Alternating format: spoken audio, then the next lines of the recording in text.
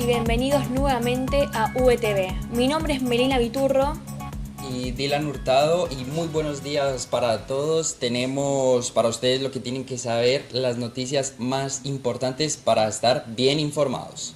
Javier Milei atacó duramente a Cristina Kirchner tras conocerse el fallo de la justicia de los Estados Unidos. El mandatario calificó la decisión como una sentencia histórica y apuntó contra el kirchnerismo por la expropiación, reavivando la disputa a uno de los casos más controvertidos en los últimos años. Este fallo era virtualmente imposible, pero gracias a la pericia jurídica, política y diplomática del equipo de gobierno, se logró torcer el destino a nuestro favor. Ante la adversidad, triunfó la perseverancia. Ante la irresponsabilidad, triunfó la constancia. La justicia de Estados Unidos falló a favor del país en la causa por el YPF, lo que le permite a la Argentina evitar al menos el pago de más de 18.000 millones de dólares. La decisión representa un giro clave en los litigios internacionales más importantes vinculados a la expropiación de la compañía. Lo voy a decir con nombre y apellido. Hablo de Cristina Fernández de Kirchner y del inefable Axel Kicillof. Nada puede estar más lejos de la verdad. Es una afrenta a los argentinos que pretendan apropiarse de este resultado. Es importante que todos tengamos algo en claro. Estos personajes de nuestro pasado nos sumieron en una aventura suicida que nos podría haber costado todo, mucho más de lo que está el país en condiciones de pagar, y nos podría haber dejado sin YPF y con un Estado fundido. El gobierno destacó el trabajo del equipo jurídico del Estado y de funcionarios clave en la obtención del fallo favorable, al que calificó como un logro técnico y estratégico. Sigue la guerra en Medio Oriente y con el estrecho de Hormuz cerrado sube el combustible en Argentina. Esto afecta principalmente a los taxistas y a los choferes de aplicaciones. Los incrementos se vienen registrando desde antes del conflicto en Oriente, pero en los últimos 15 días de marzo hubo un aumento del 13%. Todos los días. Para cómo lo paso enfrente y lo miro, y todos los días cambia y cambia y cambia. ¿No? ¿Y cómo se lleva usted con esta situación? Mal, porque lo necesito para trabajar y complicado todo el día, todos los días cargar y cargar. La rentabilidad de los choferes de apps cayó drásticamente debido a que el combustible representa 35% de sus ingresos. Ante esto, plataformas como Cabify, Uber y Didi han implementado descuentos e incentivos para intentar retener a sus prestadores. Por su parte, los sindicatos de taxistas de las grandes ciudades solicitan una actualización de las tarifas reguladas, que rondan entre un 25 y 30%. Digamos, el trabajo está muy planchado y se notan los aumentos, por supuesto. ¿La gente está viajando menos? Sí, porque reducen todo lo... La economía viene mal. La nafta super y premium ya superó los 2.000 pesos por litro y el gasoil también registró subas muy pronunciadas, es decir que la nafta subió más de 200 pesos en 2 semanas. Esto se traslada al trabajo de los ciudadanos. La ganancia neta real de un repartidor o chofer hoy es inferior a un salario mínimo formal. Esta crisis obliga a los conductores a trabajar más horas solo para cubrir gastos. El transporte público volvió a quedar en el centro del debate. Frecuencia, demoras y calidad de servicio generan reclamos entre los usuarios. En la ciudad de Buenos Aires, tomar el colectivo dejó de ser simple. Largas esperas, viajes incómodos y unidades saturadas forman parte de la rutina diaria de miles de pasajeros. Estuve acá esperando casi 45 minutos para que venga uno. Había una cola de acá a 200 metros. No es barato porque tenés que tomar muchos colectivos para ir a laburar, a la estación, al barrio, acá al subte, es mucho. He hecho varias denuncias al gobierno de la ciudad porque la gente que es discapacitada o las personas mayores no tienen por dónde salir. El Estado tiene que invertir más. Mientras los pasajeros reclaman, desde las líneas de colectivos reconocen que sostener el servicio también se vuelve cada vez más difícil. El aumento de los costos operativos, como el combustible y el mantenimiento de las unidades, impacta directamente en la frecuencia y en la calidad del transporte público. Todo pasa por la plata, lamentablemente todo pasa por la plata. El aumento de boleto significaría mejores unidades, más frecuencias, mejor servicio en general. Los pasajeros no se quejan. No se quejan de lo que es el importe del boleto, se quejan por ahí de lo que es el servicio. Hay ciertas líneas de colectivo que podrían brindarte un poquito mejor de servicio. El gobierno porteño anunció un nuevo aumento a través de sus redes sociales. El boleto pasará de 600 a casi 1.000 pesos. Los usuarios advierten que este incremento golpea fuerte en el bolsillo. ¿Cuánto más resistirá la gente? La polémica del espionaje ruso con los medios nacionales reabre el debate. Si la información es generada con inteligencia artificial o son noticias falsas. A24 y C5N son solo uno de los medios afectados por los más de 250 artículos falsos del supuesto espionaje ruso, y la postura general ha sido el silencio, así como tampoco se tiene registro sobre el estado de las notas en los portales. Sección Ciudad, uno de los medios perjudicados, sostuvo que las notas siguen disponibles en la página oficial. Nos llegó a través de una persona conocida del ambiente político y lo publicamos. Y era de confianza y bueno.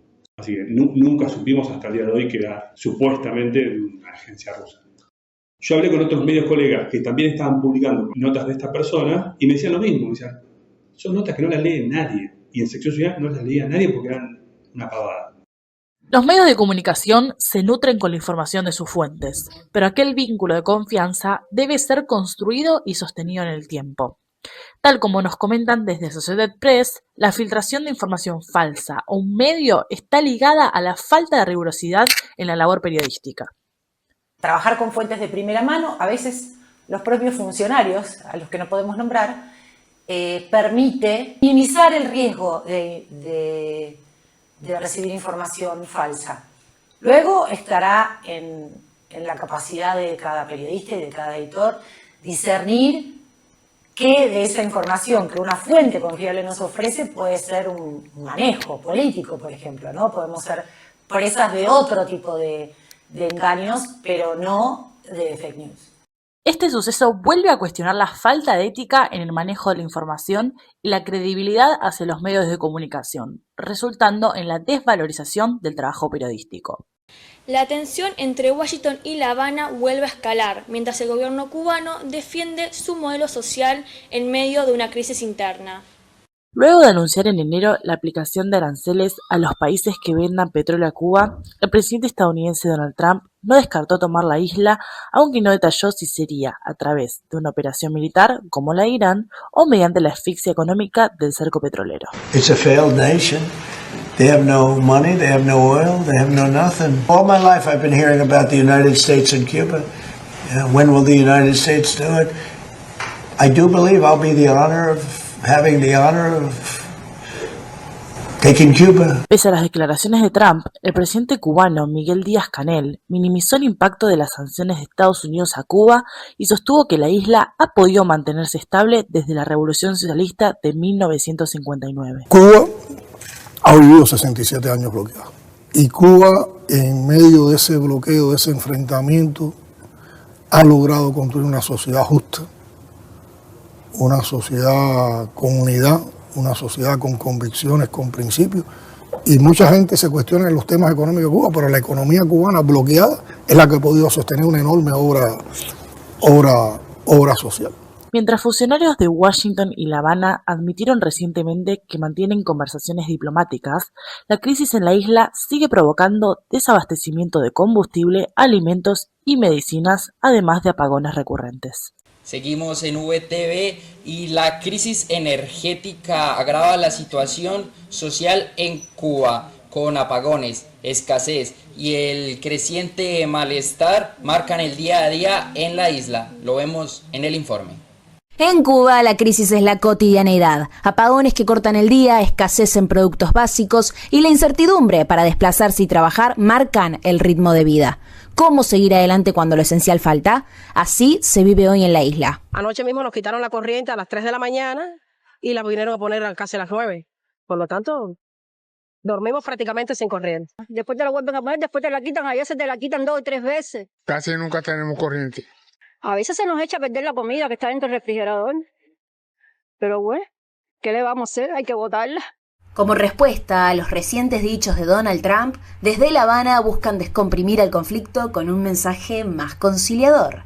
Aseguran que Cuba no es una amenaza y que están dispuestos a lograr un vínculo respetuoso con los Estados Unidos. Al mismo tiempo, marcan un límite claro frente a cualquier intento de presión externa. En realidad, no sabemos de qué están hablando, pero puedo decirte esto. Cuba es un país soberano y tiene derecho a ser un país soberano y tiene derecho a la autodeterminación. En este contexto, el gobierno cubano busca mantener el diálogo con los Estados Unidos sin ceder en su postura. Con una situación interna bastante compleja y tensiones en el plano internacional, el margen de acción es limitado. Mientras tanto, la población sigue enfrentando dificultades en su vida diaria a la espera de respuestas concretas. Lo que se definirá en los próximos días será clave para entender el rumbo del conflicto. Aunque la ley de financiamiento universitario ya fue ratificada, universitarios y docentes reclaman que no se está cumpliendo. Los paros vuelven a crecer en todo el país. Los sindicatos denuncian un deterioro salarial del 33% bajo la gestión de Milei y exigen la plena implementación de la ley. El presupuesto para 2026 es todavía más bajo que el de los años pasados. Frente a esta problemática, se convocan medidas de fuerza con distintos grados de adhesión por parte de los docentes. Por ahí habría que buscar el momento en que no interrumpa clases, pero las marchas es una buena actividad. Muchas veces que desgraciadamente la única medida de fuerza que se puede tomar es una jornada de paro. Termina siendo una elección ser docente con un alto costo económico. Los centros de estudiantes detectaron que 1 de cada 4 ingresantes dejó de asistir a las clases teóricas presenciales debido a la incertidumbre de si se dictarán o no. Desde que comenzó en el mes de abril, hubo mínimo un día de paro por semana. Los temas que no vemos por las clases los tenemos que ver solos y termina afectando mucho en las notas y también la experiencia de la cursada. Tuvimos más de 10 paros, aunque cada vez hay menos docentes, menos materiales, que pasa que no hay luz, que no hay agua. Más de 1.000 docentes renunciaron en la UTN y en la UBA Agronomía se perdieron 83 investigadores en un mes. Este 12 de mayo se convocó la Cuarta Marcha Federal Universitaria. Las obras de renovación del subte generan opiniones divididas entre los estudiantes. Con estaciones cerradas y cambios cuestionados surge la siguiente pregunta. ¿Realmente mejoró la experiencia de viaje? Escuchamos a los usuarios. La red de subtes atraviesa un proceso de puesta en valor que incluyó el cierre temporal de varias paradas en las líneas A, B, C y D. Aunque el objetivo oficial es mejorar la infraestructura, los estudiantes señalan que las obras resultan superficiales y no impactan en la calidad real del transporte.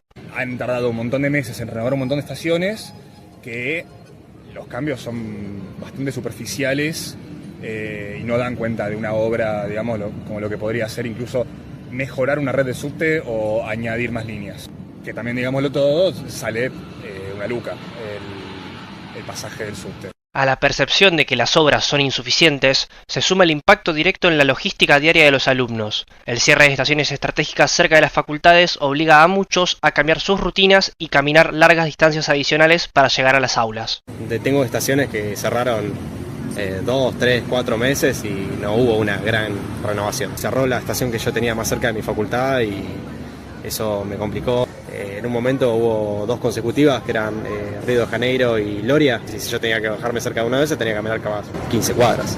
Con un servicio que los estudiantes definen como mediocre o incompleto, la brecha entre las renovaciones estéticas y las necesidades de movilidad académica parece profundizarse. Mientras el plan de obras mantiene estaciones cerradas como tribunales o Malavia para cambiar pisos y pintar paredes, la realidad debajo del asfalto muestra una red que expulsa usuarios. Con tarifas en aumento, el subte pasó de rozar los 236 millones de viajes anuales a estancarse en apenas 191. El caso de Noelia Castillo reabre el debate sobre la eutanasia y expone un fuerte conflicto familiar. El pedido de Noelia Castillo Ramos se inició en 2022. Fue bloqueado por su padre y derivó en una batalla judicial que llegó hasta el Tribunal Europeo de Derechos Humanos. En el centro de su decisión no solo está el proceso judicial, sino que también la resistencia de su entorno a su derecho a una muerte digna. Mi padre me dijo que no vendría la eutanasia, ni el entierro, que para él ya estaba muerta. No me llama nunca, ni me manda mensajes, ni nada. O sea, ¿para qué me quiere viva? ¿Para tenerme en un hospital? Tras quedar parapléjica, Noelia atravesó un proceso marcado por el dolor físico y emocional, ya que su padre, junto a sectores religiosos cristianos, intentó intentaban frenar el procedimiento en la justicia. En contraste, su madre, aunque no compartía la decisión, eligió acompañarla hasta el final. Si ella no quiere vivir, yo ya no puedo más.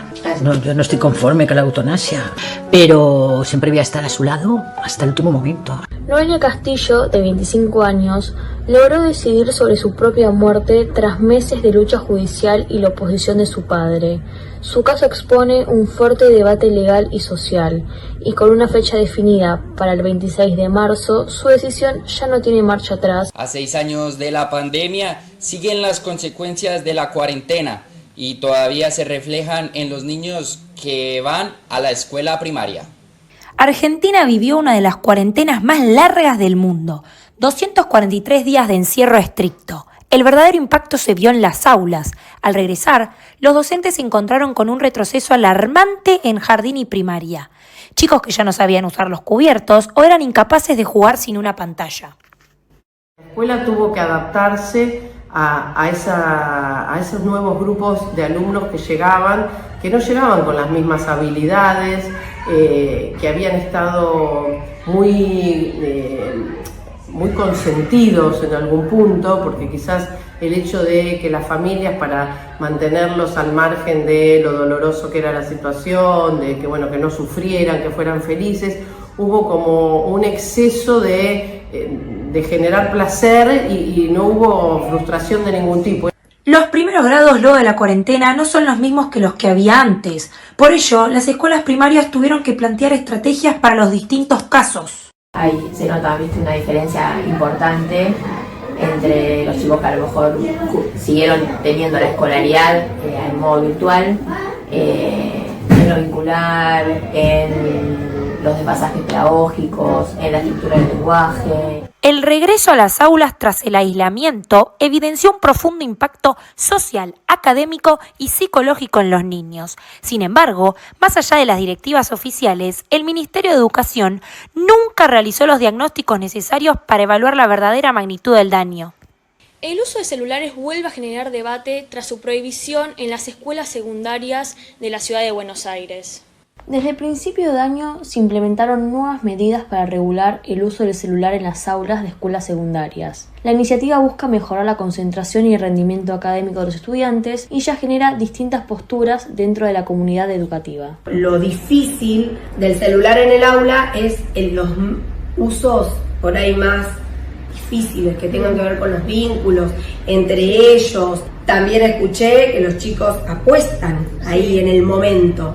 Pero bueno, si lo hacen en la escuela, también lo pueden hacer en la plaza de enfrente, en la casa del compañero. Estas medidas se implementaron porque en los últimos años se registraron situaciones que alertaron a distintas instituciones, como las apuestas online, el ciberbullying o el uso excesivo de redes sociales dentro del aula. Se sienten más habilitados a por ahí criticar a un compañero, hablar mal, hacer ese tipo de cosas. Al no tenerlo dentro del aula, tal vez se puede generar algo diferente en la relación entre ellos.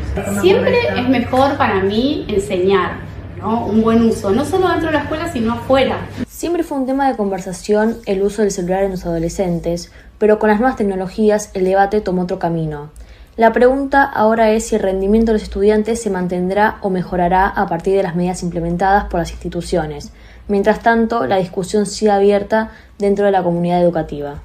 La selección argentina de fútbol ganó 2-1 a Mauritania con goles de Enzo Fernández y Nicolás Paz.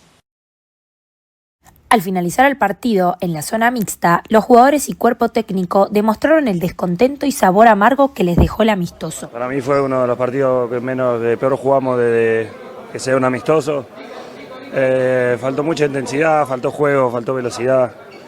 Es algo que hay que analizar y cada vez que nos ponemos la camiseta de la selección hacerlo un poco mejor. Las acciones no fueron buenas, pero bueno, lo importante es que estamos con el grupo y nada, ahora nos quedan 2 o 3 entrenamientos más y pensar en el próximo partido. Lionel Scaloni afirmó que su equipo no hizo un buen partido y toma parte de la responsabilidad, ya que afirma que probaron cosas nuevas que no funcionaron. Un montón de tiempo jugar medianamente bien, nos llevó no sé cuánto tiempo y si ahora a 2 o 3 meses del Mundial a lo mejor queremos cambiar nuestra manera de jugar, A lo mejor acertamos, pero yo creo que estamos más para el lado de no acertar que acertar. Sobre las probabilidades de ganar un mundial, el técnico de la selección argentina mostró cautela. Prometer, no solo prometer, sino hablar de un mundial es algo increíble. Pensar en que se pueda volver a repetir me parece que es prometer algo impensado, sobre todo por la dificultad que tiene. Igualmente, los volvemos a ver antes del Mundial los días 6 y 9 de junio contra Honduras e Islandia. En el marco de la Copa Sudamericana, River recibió a Carabobo en el Estadio Monumental. Y esperemos que ganar, que Dios nos ilumine, venimos a ver que el tiempo también nos acompañe, que no llueva, y 2-1, capaz que 2-1, ya con eso nos conformamos. Encima la primera vez que vengo a la cancha. En la previa, las calles se tiñeron rojiblanco y los hinchas tienen fe en el cambio de ciclo. Ahora River lo veo mejor, la verdad que es una lástima la guía de Gallardo porque a Gallardo el hincha de River lo ama, pero por ahí era necesario el cambio, ¿no? La verdad que el cambio fue positivo, sí, era un cambio de aire y bueno, la verdad que la llegada de Caudela a River lo hizo muy bien y el equipo mejoró, pero bueno, todavía le falta un montón todavía. Drussi destrabó el partido con el único tanto del encuentro y la gente cree que el club puede llegar lejos. Creo fervientemente que si el equipo logra encontrarse como se encontró con Racing, como se encontró con Belgrano, viste los partidos que ha tenido bastante conexión tanto de jugadores, ahora con la mejoría de Driussi y de Colidio, que venían bastante abajo, yo creo que sí, puede llegar a ganarlo. Con la victoria millonaria en un partido muy trabado, el equipo del Chacho sigue abriendo las puertas y alimenta la ilusión. Soda Stereo hace su tan esperado retorno a los escenarios con su gira Ecos. Pasión virtual de Gustavo Cerati, músico más que importante para la industria musical, gracias a la tecnología de holograma. No, jamás. No, es que Gustavo igual siempre es inimaginable, siempre fue inimaginable, nunca sabías que estaba por venir. Entonces también está su huella en eso. El 21 de marzo en el Movistar Arena significó el comienzo de lo que sería una gira que reuniría tanto a fans nuevos como viejos y a generaciones de familias que comparten su amor por Soda Stereo. De la primera época de Soda Stereo lo vi en el Me Verás Volver en el año 2005 y este fue un regalo de mi hijo por mi cumpleaños, venir a compartir juntos Soda Stereo y que él vea lo que es la vibra de Soda Stereo. La gira inició en Buenos Aires, Argentina, pero Soda Stereo no tardaría en visitar otros países de la región para darles la misma emoción que a sus fans nacionales. Entre los que visitaron y quedan por visitar están Chile, México, Uruguay, Perú, Colombia. Para los fans en Argentina tampoco terminó el show, ya que vuelven para el final de la gira en junio y agosto y no se descarta el anuncio de alguna fecha extra. Y ahora pasamos por el clima. Se pronostican lluvias hasta el miércoles, el jueves mejora, pero vuelve a llover el viernes. El fin de semana va a estar lindo. Esto fue todo por hoy, los dejamos con VChef. Muchas gracias por sintonizarnos y por vernos en todas nuestras plataformas digitales. También nos pueden seguir como @VTV. Hasta la próxima.